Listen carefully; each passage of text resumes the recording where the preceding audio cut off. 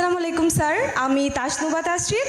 আমি পড়াশোনা করছি চট্টগ্রাম বিশ্ববিদ্যালয়ে ব্যবস্থাপনা বিভাগে চতুর্থ বর্ষে। একটু পজ দেই। আপনি আপনার যারা প্রশ্ন করবেন হয় আমাকে ভাইয়া বলতে পারেন অথবা আমাকে থ্যাংক ইউ স্যার। বয়সের হিসাবে আঙ্কেল বলতে পারেন। তবে আঙ্কেলটা একটা শুনতে খুব একটা পছন্দ করবো না, ভাইয়া বলে ভালো লাগবে। আচ্ছা, ধন্যবাদ।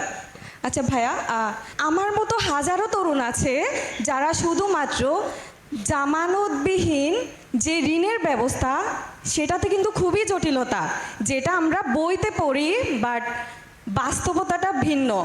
কারোই কিন্তু জমি বা ওরকম থাকে না যে যেটা জমা দিয়ে যুক্ত ঋণ নিবে।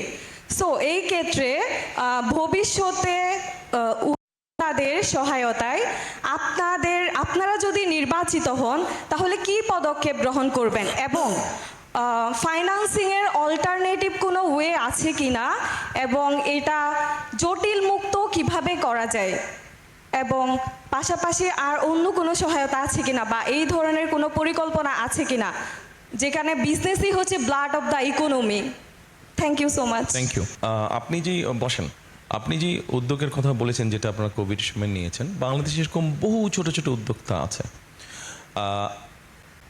আমাদের যেটা পরিকল্পনার মধ্যে আছে, হ্যাঁ, আমাদের দেশে ব্যাংক লোনের ক্ষেত্রে অনেক ডিফিকাল্টিজ আছে, খুব সহজে যে ব্যাংক লোন পাওয়া যায় নট দ্যাট। আমরা জিনিসটাকে ইজি করতে চাইছি। আপনার মতো এরকম ছোট ছোট যেই উদ্যোক্তা আছে তারা যাতে কোলাটেরাল যদি দিতেও হয়, সব আইন তো পাল্টানো যাবে না, বাট আইনটাকে যতটুকু কারেকশন করা সম্ভব হয়, আইনটাকে কারেকশন করে আমরা আপনার মতো এরকম ছোট ছোট যারা উদ্যোক্তা আছে তাদেরকে আমরা কিভাবে হেল্প করা যায় সেটা আমাদের পরিকল্পনার মধ্যে আছে। একই সাথে আমাদের পরিকল্পনার মধ্যে আরেকটা আছে, যেমন ধরেন অনেক স্টুডেন্ট এখন দেখা যাচ্ছে পড়ালেখা করতে জাপানে যাচ্ছে, পড়ালেখা করতে চায়নায় যাচ্ছে।